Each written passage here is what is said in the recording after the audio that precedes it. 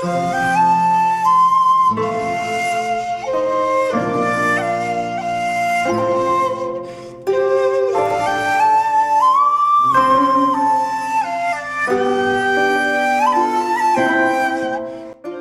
গড়িয়ে একদম সন্ধ্যা নামছে, আর এই সময় আকাশটা এত সুন্দর লাগছিল যেন গোধূলি লগন। তো এই জন্য কিছুটা শেয়ার করলাম আপনাদের সাথে। একটা আপু কমেন্ট করে বলেছিলেন, আপু আমি কম টাকায় সংসার চালাতে চাই কিন্তু একদমই পেরে উঠি না। তো আপুর হাজবেন্ড কিন্তু প্রবাসী, তো সেখান থেকে আপুকে কিন্তু 20,000 টাকা পাঠায়, অথচ আপু কম টাকায় সংসার চালাতে চাইলেও কোনোভাবেই পেরে উঠছে না। এমন অনেক আপুরাই কিন্তু মাঝে মাঝে কমেন্ট করে বলেন যে কম টাকায় সংসার চালাতে চান তো পেরে ওঠেন না। তারপরও আজকে ভিডিওটা সেই সকল আপুদের জন্য যারা কম টাকায় সংসার চালাতে চান অথচ কিভাবে কি করবেন মানে বুঝতে পারছেন না, তো কিভাবে শুরুটা করবেন, তো সেই সব আপুদের জন্য কিন্তু আজকে কিছু টিপস শেয়ার করব, এবং সেই সাথে যে আপুটা কমেন্ট করে বলেছিলেন সেই আপুর কমেন্টের রিপ্লাই নিয়েই কিন্তু থাকছে আজকের video. So hello everyone, good morning, কি অবস্থা, কেমন আছেন সবাই? আশা করছি যে যেখান থেকে আজকের ভিডিওটি দেখছেন সকলে খুব ভালো আছেন। বাংলাদেশের ছোট্ট নগরী আর আমার একান্ত প্রিয় প্রাণের শহর বরিশাল থেকে বলছি। নতুন আরো একটি সুন্দর দিনের সাথে শুরু করছি আজকের ভিডিওটি। আর পুরো ভিডিওটি জুড়ে থাকতে পারেন আমার সাথে, আই হোপ আপনাদের ভালো লাগবে। একটা সময় ভাবতাম যা যখন যেটা মন চাইবে যা ইচ্ছা তাই খাবো, তাহলেই হয়তো আর নিজেকে ভালোবাসা হবে। তবে এখন মনে হয় যে আপনার শরীরের জন্য যেটা উপকার, যেটা আপনার শরীর মানবে, আপনি যাতে ফিট থাকবেন, আপনার শরীরটা যাতে ভালো থাকবে, যাতে করে আপনি আরো কয়েকটা দিন বেশি বাঁচতে পারবেন পৃথিবীতে সুন্দরভাবে, সেই সকল খাবারগুলোই কিন্তু আপনার জন্য বেশি উপকারী। আর সেই সকল খাবারগুলো যদি আপনি নিজেকে দিতে পারেন তখনই কিন্তু আপনি নিজেকে যত্ন নিতে পারলেন, নিজেকে ভালোবাসতে পারলেন। তো এই সেন্সটা আসতে আসতে কিন্তু 35 বছর কেটে গেছে অলরেডি আমার। তো এখন এসে তো বুঝতে পারছি আসলে যখন যেটা ইচ্ছা সেটা খেলেই কিন্তু আসলে নিজেকে ভালোবাসা হয় না। আমার শরীরের জন্য যেটা আসলে প্রয়োজন, যেটা আমার শরীর ভালো থাকবে, বা আমি আর 2টা দিন পৃথিবীতে যেটা খেলে একটু বেশি বেঁচে থাকতে পারবো ভালোভাবে, সেই খাবারগুলোই কিন্তু নিজেকে দেওয়ার চেষ্টা চালাচ্ছি। আর মনে হচ্ছে এখন মনে হয় নিজেকে আস্তে আস্তে ভালোবাসতে শিখেছি। তো যাই হোক, ভিডিওর এই পর্যায়ে এসে বলে নিচ্ছি, দেশ এবং দেশের বাইরের, কাছের এবং দূরের যে যেখান থেকে আজকের ভিডিওটি দেখছেন তারা প্লিজ একটা লাইক দিয়ে তারপর বাকি ভিডিওটুকু কন্টিনিউ করার অনুরোধ জানাচ্ছি। আপনার একটা লাইকের মাধ্যমে ভিডিওর কিন্তু করার উৎসাহ বা কাজের উৎসাহ অনেকটা বেড়ে যায়। এছাড়াও যারা আমার চ্যানেলটি আজকে নতুন ভিজিট করছেন তারা কিন্তু চাইলেই আমার চ্যানেলটি সাবস্ক্রাইব করে আমার ছোট্ট চ্যানেলটির পাশে থেকে যেতে পারেন। আমি কিন্তু প্রতিনিয়ত বিভিন্ন আপুদের আর্থিক সমস্যার সমাধান করার চেষ্টা করি, এবং এই ভিডিওগুলোর মাধ্যমে আপনারাও কিন্তু চাইলে অনেকটা অভিজ্ঞতা নিয়ে নিজেদের বাস্তব জীবনে প্রয়োগ করতে পারেন। আশা করছি ভিডিওগুলো আপনাদের কাছে অনেক বেশি উপকারী হবে। আসলে আমরা তো সময় অনেকভাবেই নষ্ট করি প্রতিদিন, তাই 10 মিনিট 15 মিনিট না হয় একটা ভিডিও দেখে যদি আপনার জীবনে কিছু পরিবর্তন আসে তাহলে ক্ষতি কি। এজন্য বলবো যেসব আপুরা নতুন ভিজিট করছেন বা যারাই আজকে চ্যানেলটি নতুন ভিজিট করছেন, এই ধরনের ভিডিও দেখে আপনি কিন্তু আপনার বাস্তব জীবনে অনেকটা উপকারী পেতে পারেন, তাই চ্যানেলটি সাবস্ক্রাইব করে চ্যানেলটির পাশে থেকে যেতে পারেন। সেই সাথে যে সকল আপুরা অলরেডি কাজটি করে ফেলেছেন তাদেরকে অসংখ্য ধন্যবাদ। জানি অনেক আপুরাই হয়তোবা ঈদের ছুটিতে বা কোরবানির ছুটিতে বাড়ি চলে গিয়েছেন, তো সেই জন্য কিন্তু মানে এখন ভিডিওতে রেগুলার যেসব আপুরা থাকেন সেই সব আপুদের কমেন্ট পাওয়া যাচ্ছে না। তো মনে হয় আপুরা চলে গিয়েছেন বাড়িতে, যার জন্য এই ব্যস্ততার সময় কিন্তু ভিডিওতে ওরকম ভাবে হয়তো বা আপুদের পাচ্ছি না। তারপরও যারা সময় সুযোগ বুঝে ভিডিওটি দেখছেন তাদেরকে কিন্তু অসংখ্য ধন্যবাদ। আপনারা প্লিজ একটা লাইক দিয়ে একটু কমেন্ট করে যাবেন কে কে দেখছেন। তো সকালবেলা কিন্তু ঘুম থেকে উঠেই চিয়া সিডটা জলে ভিজিয়ে রেখেছিলাম, তো 10-15 মিনিট চিয়া সিড ভেজানো কিন্তু এনাফ। তো এই চিয়া সিড ভেজানো পানিটাই কিন্তু দেখা যায় লেবুর রস দিয়ে হালকা কুসুম গরম জল দিয়ে তারপর খেয়ে নিচ্ছি। তো এরপর হচ্ছে এই বাদাম খেজুর এগুলোও খেয়ে নেব, আর সিদ্ধ ডিম তো আগের দিনই করে রেখেছিলাম। তো এগুলো দিয়ে কিন্তু সকালের ব্রেকফাস্ট করব।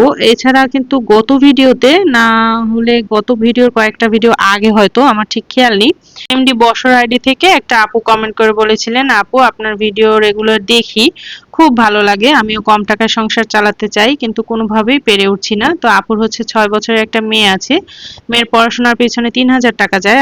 আপুর শাশুড়ি আর হচ্ছে মেয়ে থাকেন, হাজবেন্ড প্রবাসে থাকেন। তো আপুকে প্রতি মাসে কিন্তু 20,000 টাকা পাঠায়। তো আপু হচ্ছে গ্রামের বাড়িতে থাকেন, হয়তোবা চালটা কিনে খাওয়া লাগে, ওরকম ভাবে বাসা ভাড়া লাগে না, তারপর তেমন একটা খরচও নেই, তারপরেও কিন্তু আপু কম টাকায় সংসার চালাতে পারেন না।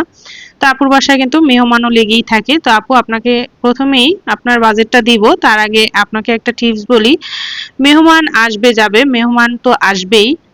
যারা আমরা সংসার করি বাসা বাড়িতে মেহমান আসবেই। না আসার কোনো কারণ নেই, আর আসবে না সেটাও বলবেন না, কারণ তাহলে কিন্তু আমরা অসামাজিক জীব হয়ে যাব। তাই মেহমান আসবে, কিন্তু তাই বলে যে আপনাকে এক্সট্রা খরচ করতে হবে বিষয়টা এমন না। আপনার রেগুলার যে বাজার, সেই বাজার থেকে কিন্তু আপনি একটু বুদ্ধি খাটালে ওই বাজার দিয়ে কিন্তু মেহমানদের যথেষ্ট আপ্যায়ন করতে পারেন। এটা নিয়ে কিন্তু আলাদা খরচ করতে হবে এমনও কোনো বিষয় থাকে না। তো এই জন্য মেহমানের এক্সকিউজ দিয়ে টাকাগুলোকে নষ্ট করবেন না। তো বাকি কথা না হয় পরে বলবো, তো মূল ভিডিওতে আসি। আপু বলেছিলেন আপুর হাজবেন্ড আর কি 20,000 টাকা দেয় বাসা ভাড়া, হচ্ছে লাগে না যেহেতু আপু নিজেদের বাসায় থাকেন এবং গ্রামের বাড়িতে থাকেন হয়তো। তো মেয়ের পড়াশোনার বাবদ খরচ হয় 3,000 টাকা। কারেন্ট বিল হচ্ছে বললো আর কি, কারেন্ট বিল লাগে, কত লাগে সেটা বলেননি, তো আমি ধরলাম যে 500 টাকা। হয়তো বা গ্রামের বাড়ি যেহেতু ওরকম কিন্তু কারেন্ট বিল লাগার কথা না, কারণ বেশিরভাগ সময় মানে কারেন্ট থাকে না, তো তারপর আমি ধরলাম 500 টাকা। আর লাকড়ি যেহেতু বললেন যে লাকড়িও আছে আবার কারেন্টের চুলাও আছে, এই কারণে ধরলাম 500 টাকা। তা আপনি যেটা করবেন হয়তো বা লাকড়ি ব্যবহার করবেন, না হলে লাকড়িটা স্কিপ করে আপনি কিন্তু এই পুরোপুরি কারেন্টের চুলার উপরও নির্ভর হতে পারেন। তাতে করে দেখবেন যে এই 500 আর 500 1000, ওই 1000 টাকা আপনার বিদ্যুৎ বিল, এবং পুরো রান্নাটা যদি আপনি সারা মাস আর কি কারেন্টের চুলায় রান্না করেন, তাহলে কিন্তু দেখা যাবে ওই 1000 টাকার মধ্যেই আপনার পুরো কারেন্ট বিলটা আসবে, এবং তার মধ্যে আপনার জ্বালানি খরচ এবং দেখা যায় মানে লাকড়ির যে খরচ, জ্বালানি খরচ আর বিদ্যুৎ খরচ সেটাও কিন্তু একসাথে হয়ে যায়। লাকড়ির যে খরচ আলাদা সেটা কিন্তু আর লাগে না। এবং আপু বলেছেন আপুর প্রতি মাসে ঔষধ কিনতে হয়, তো কত টাকার ঔষধ কিনতে হয় সেটা যেহেতু বলেননি, তো ধরলাম যে 1000 টাকার ঔষধ লাগে।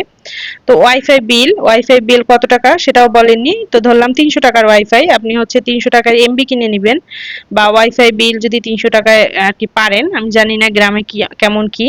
তো 300 টাকার মধ্যে এটা করবেন। দেখা যায় যে হয়তো বা প্রবাসে যেহেতু কথা বলা লাগে, দেখা যায় হয়তো বা ইমো হোয়াটসঅ্যাপ লাগে, তো সেখানে কিন্তু আপনার দেখা যায় 300 টাকার এমবি কিনলেই এনাফ। এবং দুধ কিনেন 750 টাকার। তো এরপর হচ্ছে চাল কেনা লাগে না, আপু বলেছিলেন চাল কেনা লাগে না। তো অন্যান্য যে জরুরি অবস্থা, যেহেতু প্রতি মাসে মেহমান আসে, তো জরুরি অবস্থা বা অন্যান্য খরচ সেই হিসেবে আমি রাখলাম 2,000 টাকা। দেখা যায় তেল বা অন্যান্য বাজার যদি করা লাগে, আপনি কিন্তু এই 2,000 টাকার মধ্যেই সারবেন।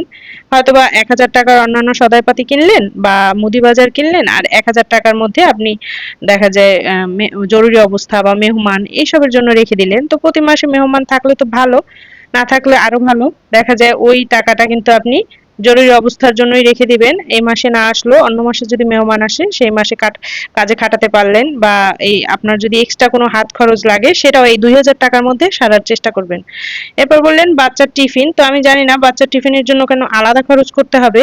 দেখা যায় এই যে মুদি বাজারটা আপনি করেন, এখানে আটা, ডিম এগুলো যদি আপনি এই 2,000 টাকার মধ্যে কেনেন, তাহলে কিন্তু ওই টাকা দিয়ে আপনি বাচ্চার জন্য টিফিন বানিয়ে দিতে পারেন নিজে। তো আটা, ডিম এগুলো থাকলে যেকোনো মায়ের পক্ষে যেকোনো একটা টিফিন বাচ্চার জন্য বানানো কোনো বিষয়ই না।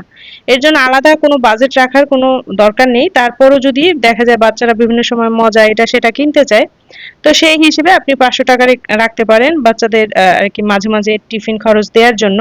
তবে আলাদা করে কিছু কিনে টিফিন দেওয়ার চেষ্টা করবেন না। এই মুদি বাজারের মধ্যেই নিজে আর কি টিফিন বানিয়ে দেওয়ার চেষ্টা করবেন। আর এক্সট্রা টাকা দেওয়া লাগলে সেই বিষয়টা ভিন্ন, 500 টাকা আর কি খরচ করতে পারেন। তো এই জন্য বাচ্চার আলাদা 500 টাকার বেশি খরচ করবেন না, আলাদা বাজেট হিসেবে 500 টাকা রাখবেন। এছাড়াও মাছ মাংস আপনি 1450 বা 1500 এই টাকার মধ্যে কিনবেন আর কি। তো যেহেতু গ্রামে দেখা যায় সবজি এগুলো কিনা লাগে না, নিজে যদি একটু আশেপাশে যেহেতু অনেক খোলা জায়গা থাকে, তো নিজেরা যদি একটু চেষ্টা করেন দেখা যায় শাক সবজি তারপর ডিম এগুলো কিন্তু অনেক কিছু গ্রামে কেনা লাগে না। শহরে দেখা যায় জল পানি এগুলোও কিনে খাওয়া লাগে, গ্রামে কিন্তু অনেক কিছু থেকে ছাড় পাওয়া যায়। আবার এই যে কারেন্টটা যদি আপনি ইউজ না করে লাকড়িতেও ব্যবহার করেন, 500 টাকায় সারা মাস খুব সুন্দরভাবে চলে যায়।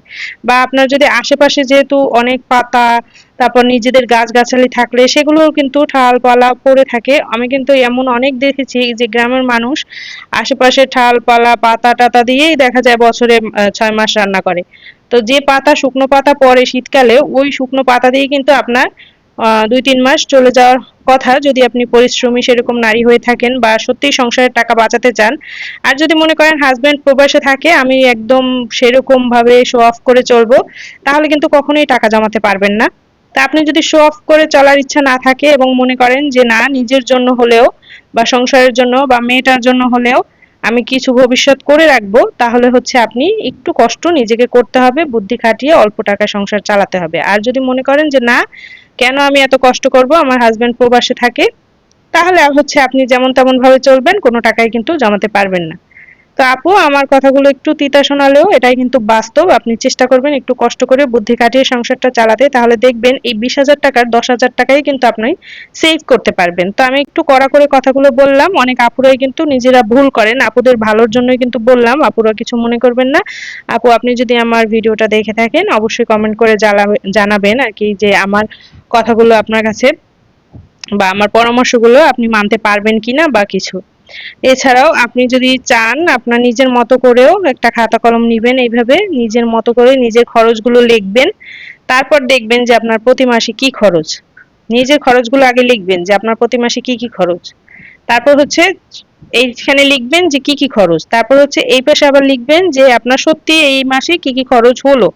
তারপর পরের মাসে ওইটা দেখবেন যে কোথায় বেশি খরচ হলো।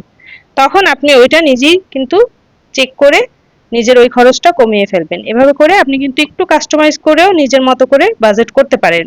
আর তা যদি না চান, তাহলে আমার এই পরামর্শ ফলো করে আমার এই বাজেটটাও কিন্তু ফলো করতে পারেন। তো এইভাবে যদি চলেন, তাহলে দেখা যায় 10,000 বা 10,050 টাকা বা 10,000 টাকার মধ্যে কিন্তু আপনার সুন্দরভাবে চলে যায়, যেহেতু আপনার বাসা ভাড়া লাগে না, চাল কেনা লাগে না, দেখা যায় শাকসবজি কেনা লাগে না, হাঁস মুরগি প্রতিপালন করলে দেখা যাবে আপনার মাংস বা ডিমের চাহিদাও পূরণ হয়ে যায়। সেক্ষেত্রে কিন্তু আপনার দেখা যায় বাচ্চার পড়াশোনার জন্য কিছু টাকা লাগে, হয়তো বা কারেন্ট বিল লাগলো, বিদ্যুৎ বিল, ওয়াইফাই বিল, দুধ, এগুলো কেনা লাগলো।